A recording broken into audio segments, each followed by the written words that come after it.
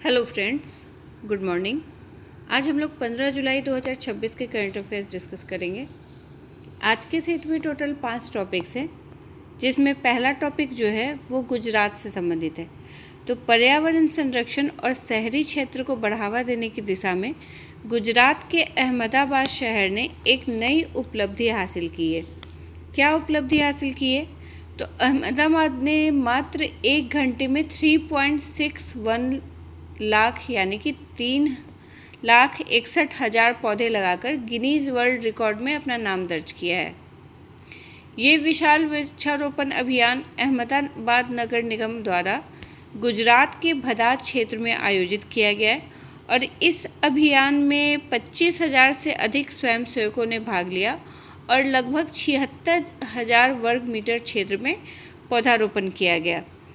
एक पेड़ माँ के नाम जो अभियान है उसके तहत ये वृक्षारोपण किया गया है और इस वृक्षारोपण अभियान में जापान की मियावाकी पद्धति का उपयोग किया गया है।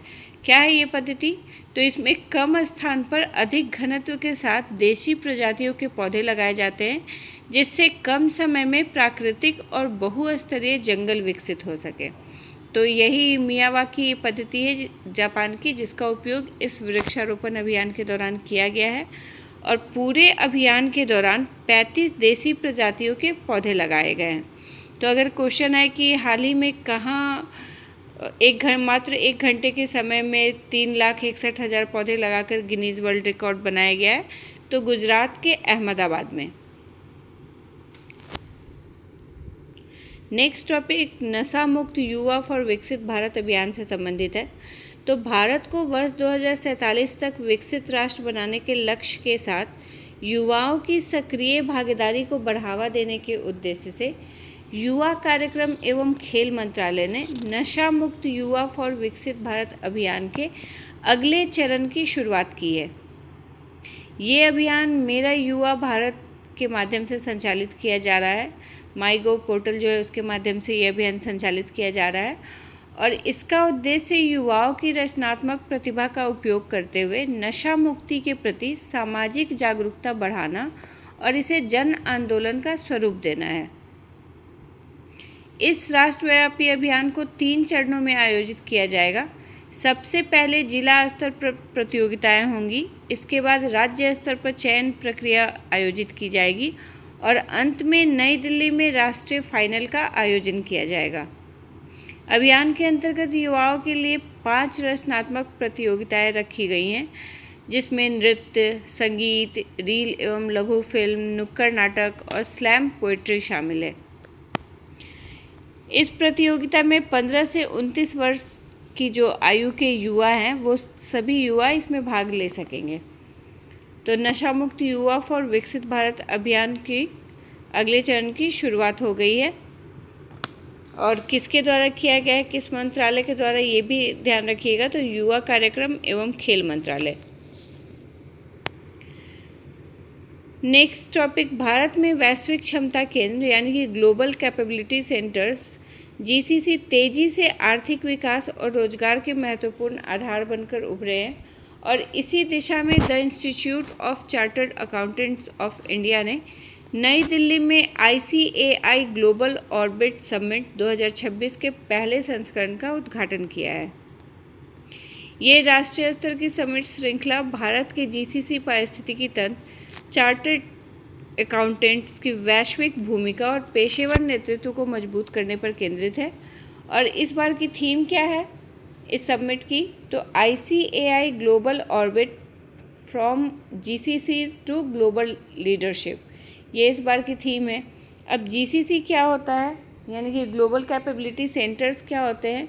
तो ये बहुराष्ट्रीय कंपनियों द्वारा स्थापित ऐसे ऑफशोर केंद्र होते हैं जहाँ वित्त, सूचना प्रौद्योगिकी, अनुसंधान और विकास, डेटा विश्लेषण, मानव संसाधन और ग्राहक सहायता जैसी जो सेवाएं हैं ये सारी सेवाएं प्रदान की जाती हैं।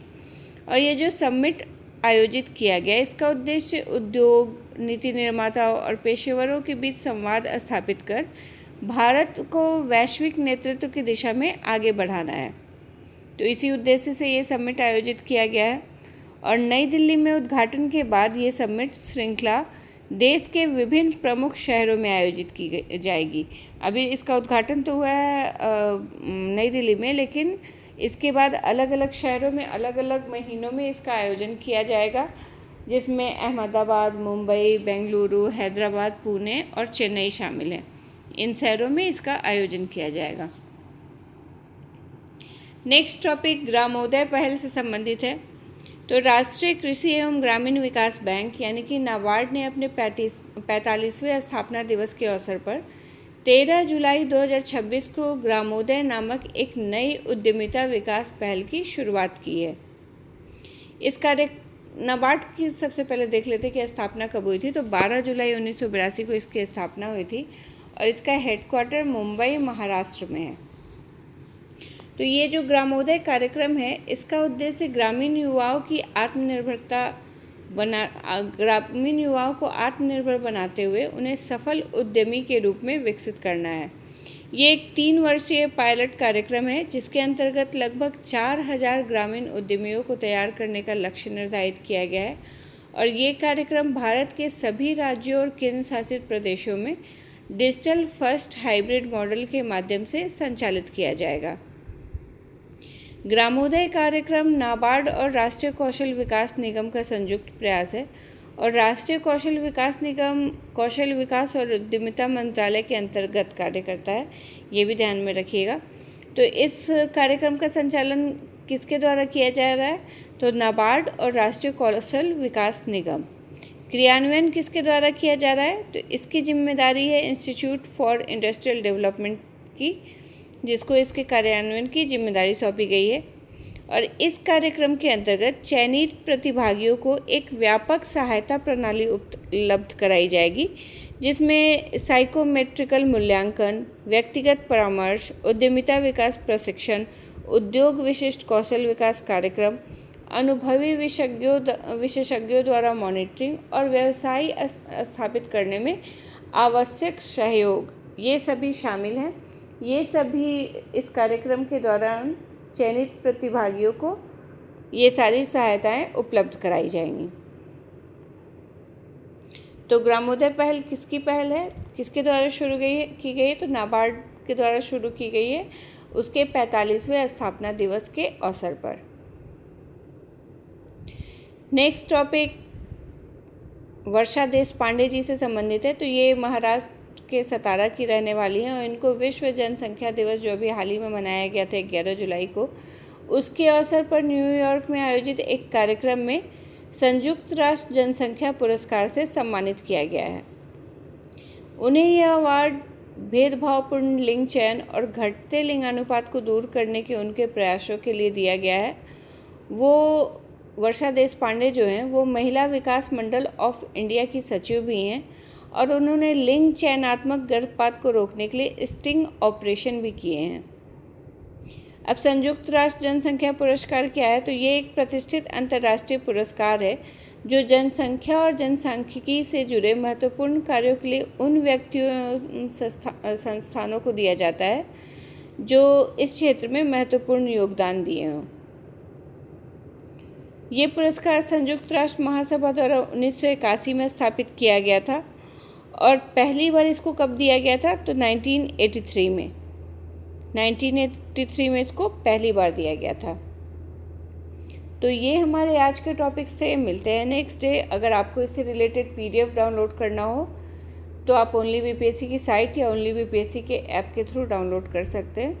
वहाँ आपको पिछले 1 साल के करंट अफेयर्स के वीडियो और नोट्स सभी अवेलेबल हो जाएंगे। Thank you.